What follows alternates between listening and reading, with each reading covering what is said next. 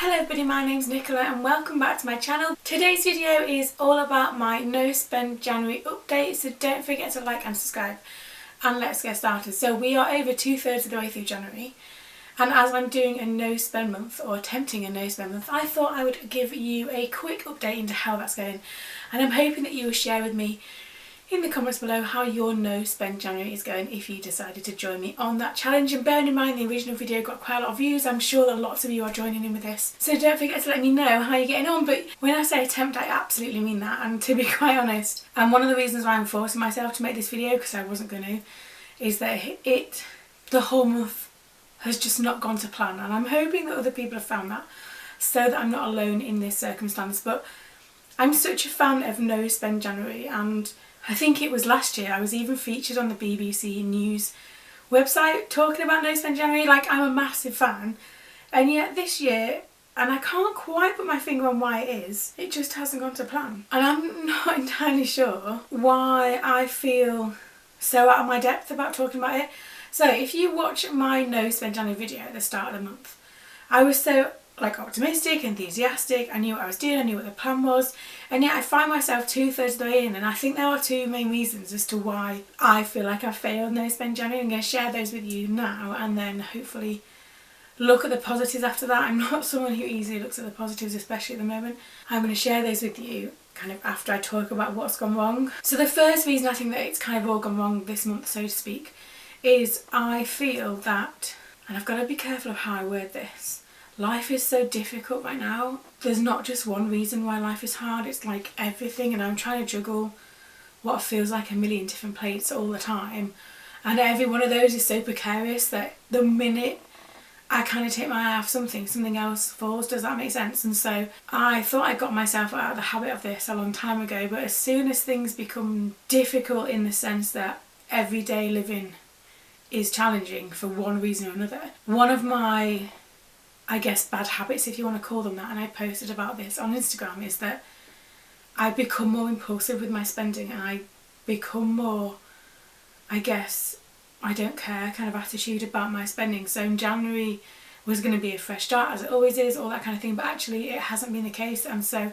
I bought things that were never on my list of things to buy in January. In fact, a couple of them were not on my list of things to buy at all, and so the automatic response for me at the moment, because life is so difficult, and I guess I should be appreciative that it hasn't been since this all happened, and it's fairly recently that I feel like I've done this, is that I've been spending money online on various different websites, Amazon being one of them, for example, and just not even thinking about the consequences of how much. Bearing in mind I talk about my really tight income and budget, I'm spending money at the moment that I don't have on things that I don't need. And I was talking to a friend the other day about how I feel like I'm just kind of pushing everything one side and I'll deal with it later. I just feel like because I've got so much to deal with, I'm just going to deal with it later. And I'm not really one for that kind of mindset. I like to know what I'm doing. I have lots of routines and stuff. I'm one who kind of likes a fairly basic routine, mundane, however you want to word that. And at the moment I feel like I've just kind of flung all that out the window and gone, do you know what? No. And so for no spend January, so like I'm sat here filming this in my office, and if I look over to my desk, which is there, I bought myself a really nice new monitor stand, which I had intended to buy at some point, not in January.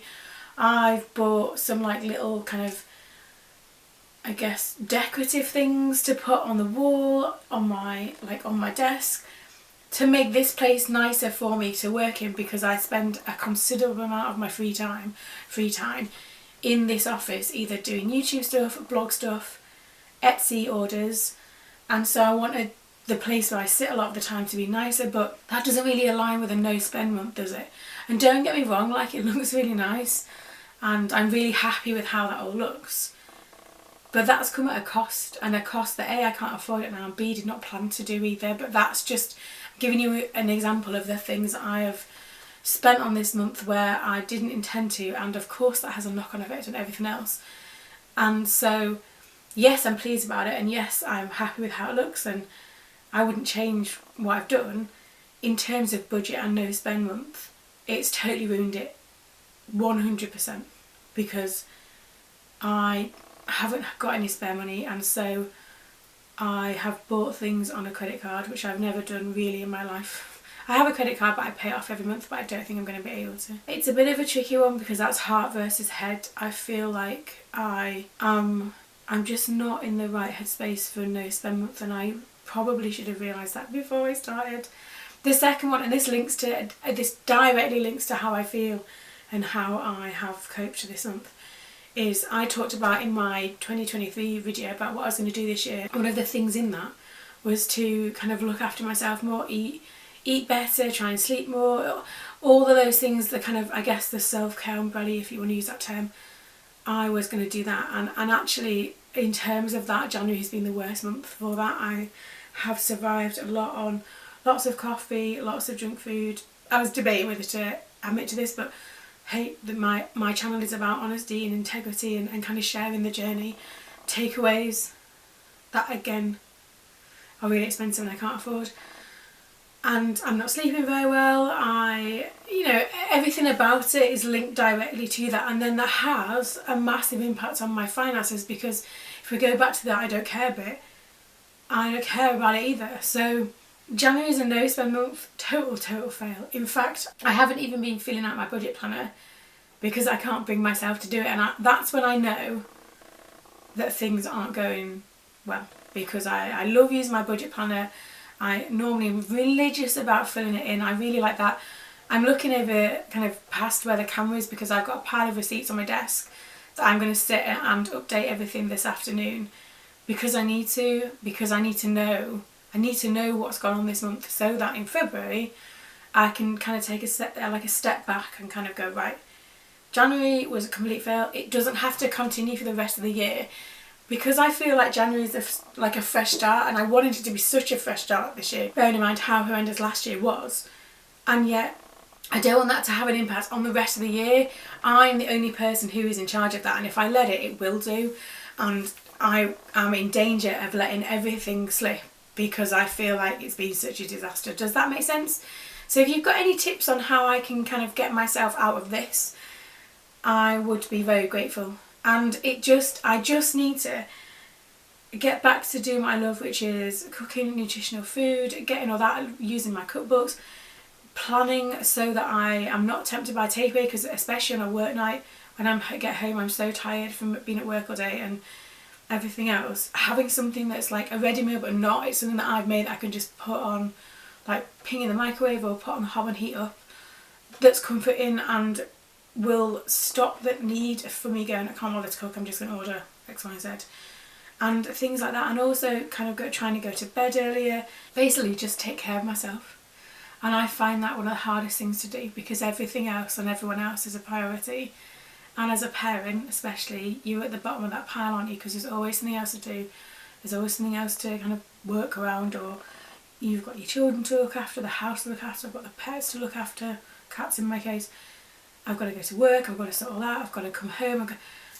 I don't appear in that list anywhere, and January shows that, and I found it really difficult to, maybe I should say that the last 9 days of January is me trying to turn it around to end on a positive note, rather than kind of dwell and ruminate on how not on plan I've been so far. Easier said than done, I know, but I think I'm going to try and make the end of January better than what the first 2/3 of the month have been, because I'll be totally honest, can't be any worse at this point. Actually, yeah, it could.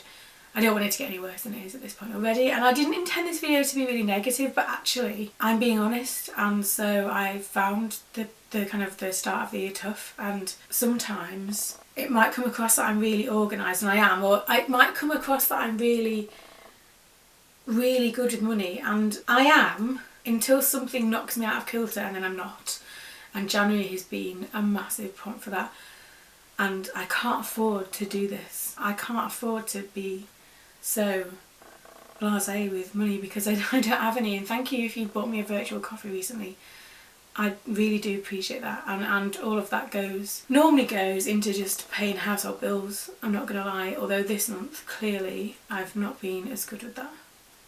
But thank you, and the little messages people send when they buy me virtual coffees properly keeps me going sometimes. But yeah, so no spend January has been a total fail so far. But I'm going to try and end the month on a positive note, so I'm going to come back at the end of the month. I'm going to share with you the horrendous figures that I've spent this month once I've worked them out, because I've not even faced that yet. I will do. That will help me get back into control. And then kind of do a general thoughts about how I found the no spend month, given how bad I feel like I'm doing at the moment. So are you doing no spend January? How is it going for you? I'm hoping that yours is more positive. Please share that with me if it is. And also, I meant to say this at the start, but I posted a post on the community tab on my channel a few days ago, and I just wanted to say thank you for the really lovely comments on that as well. I really do appreciate everything that people say and do, and you know, the support that people give at the moment, because sometimes that's the positive that I cling on to in a day. So thank you for that. But yeah, let me know how your no spend January is going. Is anyone doing as bad as me? In fact, in some ways I'm hoping that some people are finding it hard as well, so that I'm not the only one. But yeah, let me know down in the comments either way, and the next video will be much more positive, I'm sure. So thanks for watching. Don't forget to like and subscribe, and I'll see you again very soon.